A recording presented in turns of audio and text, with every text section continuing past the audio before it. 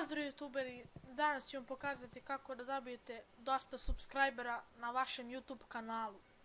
Znači idete, kucate na YouTube ovo sub center, samo kucajte, ima da vam se pojavi ovdje prvi klip, evo ga. Uđete u njega i samo ovdje napišete sub, dva puta enter, for, dva puta enter, sub. PMMI. I sada kucate tako. I sada čekate oni pa nam pošalju poruku sub me back.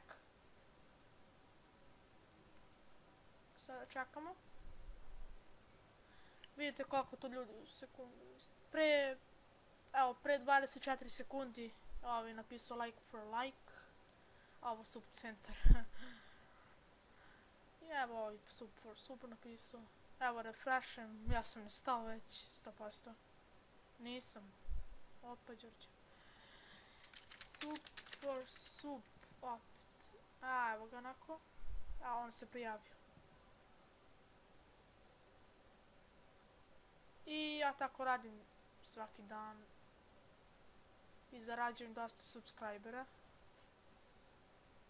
Znači samo napišem sub me back or unsub. I on sad mora da me subscribe-uje. Ili ću ja njega da odsubscribe-ujem. Evo ga. Još malo imam 250 subscribe-a. Znači